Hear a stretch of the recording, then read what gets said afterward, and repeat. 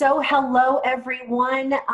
Welcome to another one of our Ask the Expert series. I am so excited to have who I consider to be the most reliable, dependable, fastest, most ethical, most honest lender in our area. If you can get a loan, this woman can get you a loan. That's basically, that's the best lead-in I can give you. I am here joined today with Kristin Jamieson from the Kristin Jamieson Mortgage Team. And she's going to talk to us about what COVID has done to the mortgage industry. She's given me a little bit of a heads up that she's got some good news for us today. So just before we start, Kristin, can you just give everybody a little bit of an idea of what you're about, what your team is about, and kind of what you think makes you different in the mortgage market? Absolutely. Well, thank you so much for having me today. It's super exciting. And I do have to say that's probably the best introduction I've ever had. So thank you for that. Truthful one. It's a very truthful one. Mm-hmm. So I'm Kristin Jamieson with Success Mortgage Partners with the Kristin Jamieson Mortgage Team. We are in Montverde, Florida. So we're right here in South Lake County. I've been actually in the mortgage industry since I was 18. So we're not even going to tell you how long ago that was. It was many, many years ago. But in reality, I actually didn't start originating until 6 years ago. So I was actually in processing and underwriting and on the operations side of things for many, many years before I took the leap of faith in myself to go out and actually originate mortgages. It's fared very well for me, but I think that's kind of what gives me a little bit of a leg up over some originators. Having that operational background, knowing what loans work and what loans don't work and kind of what we can get away with a little bit, definitely has helped. And we have truly in our office embraced the team aspect. Unfortunately, I can't be all things to all people and help the number of people that I want to help right here in South Lake County achieve the American dream of homeownership. So I've built a team around me and we all have the same core values. And at the end of the day, our goal is to get everybody into homes on time, every time. And I mean, that's what we live up to every single day. Well, and I'll say something about you that I'm not sure you would say about yourself. And that's you're one of the hardest darn working women I've ever known. And that's saying something. Because I'm a butt buster too, and boy, you work hard. You mentioned South Lake County. I do want to make sure everybody knows that you also write a lot of loans in West Orange County, North Lake County. There's not a part of Central Florida you can't serve. Not correct? A part of Florida that I can't originate. And there's actually some other states. It's just right where my office is I guess kind of where that South Lake County came from. Great. Well, I mean, and we love South Lake County, but we also love West Orange and North Lake and a lot, our entire area. Okay, so before we get to the really good news, just kind of give a really brief overview of what you saw happen as a result of COVID and where we were and kind of where we are now.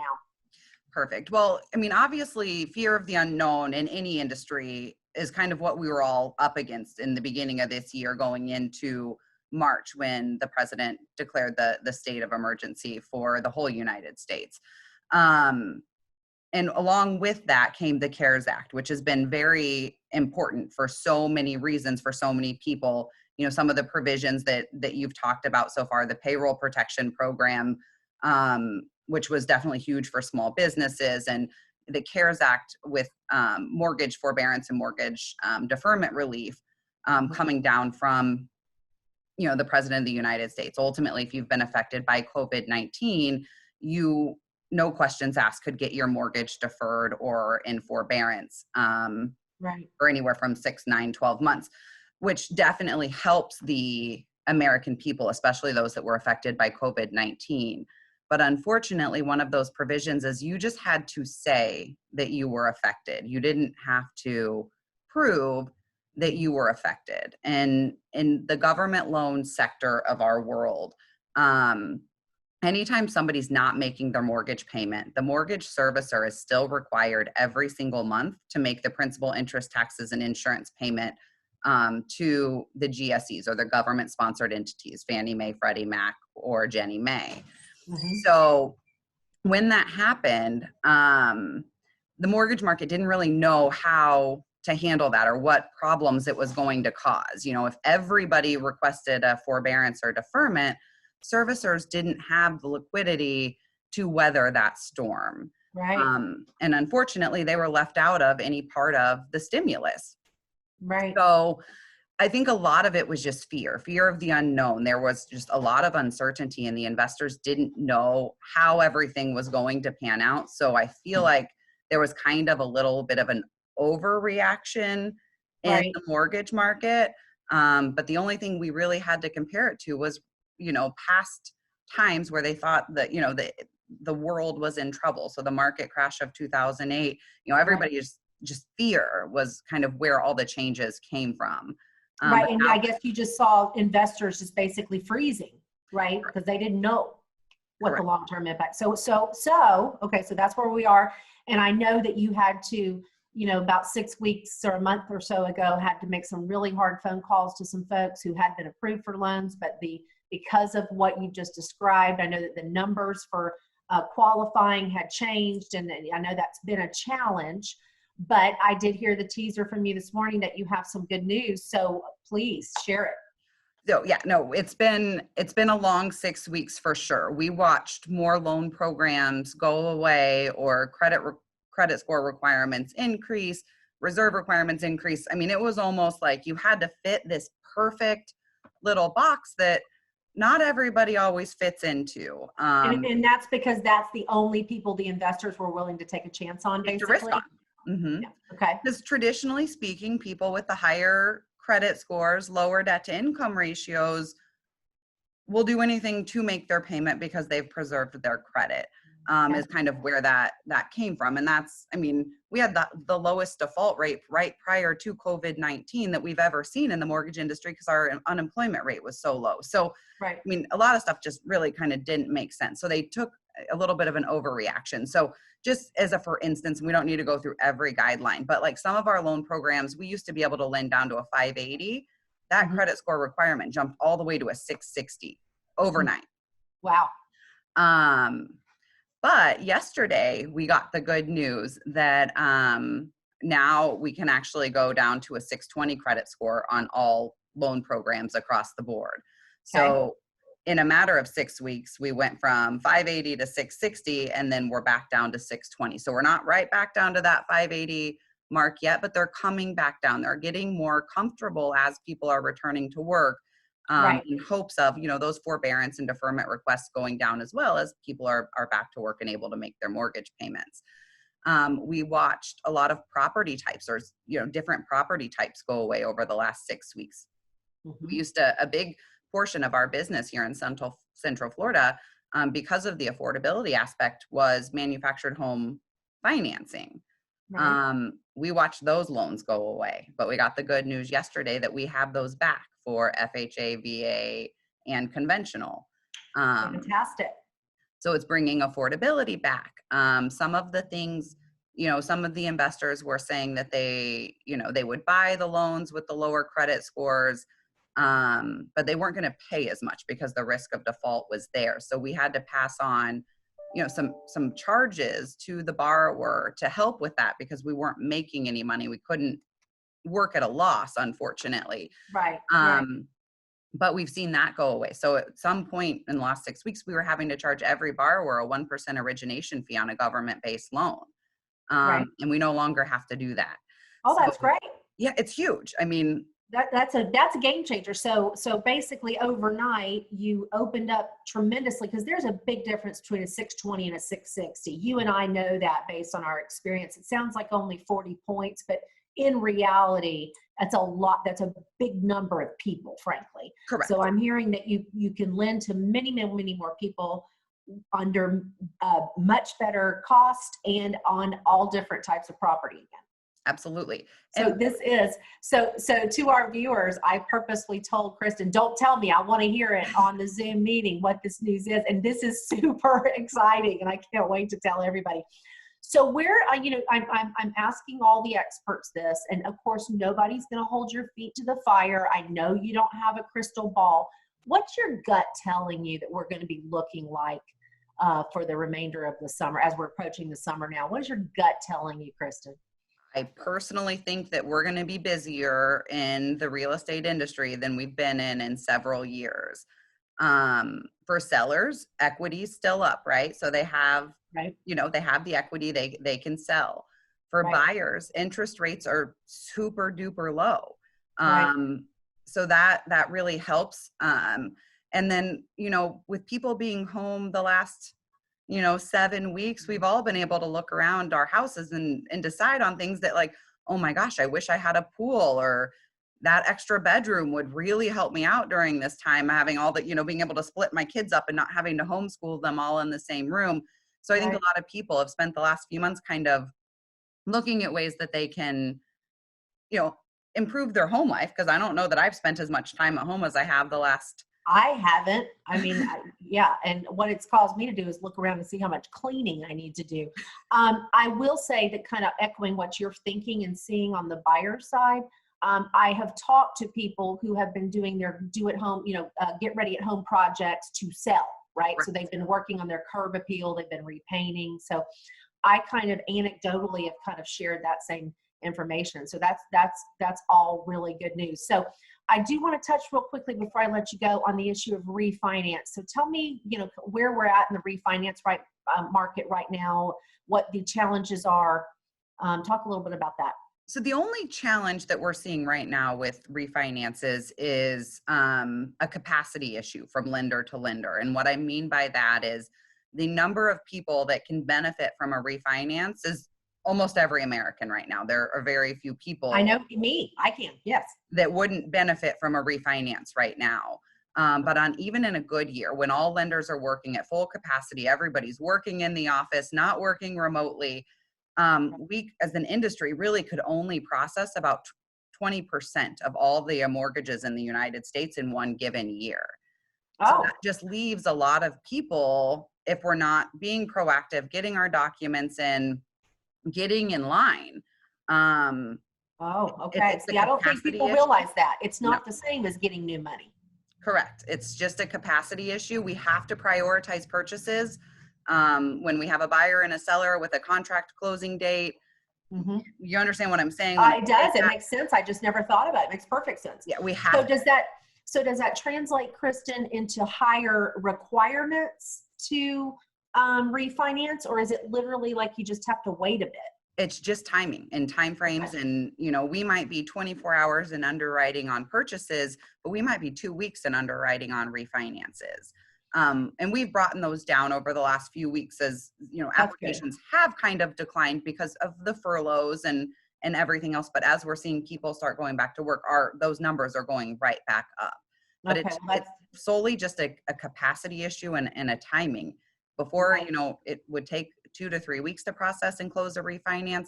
It might be 45 to 60 days. And there's some lenders out there, some of the bigger ones, that it's taking them 4 to 6 months. Oh, well, that's why they need to call you. Correct. Okay. So last thing I want you to touch on, if a buyer or someone looking to refinance is thinking about working on that now and they want to do something, say in the next 30 days, can you name a couple of things to definitely do and a couple of things to not do to get their credit and their debt to income ratios as good as possible? Can you give a couple tips there? Yes. So the biggest thing right now is that deferment and forbearance requests that people are making. And maybe we were affected, maybe we weren't, maybe we just kind of wanted a brief blip and not having to make our mortgage payments. The issue from a lending standpoint is when you contacted your servicer and told them that you were affected by, COVID-19 or the coronavirus, you told them you were in the middle of a hardship.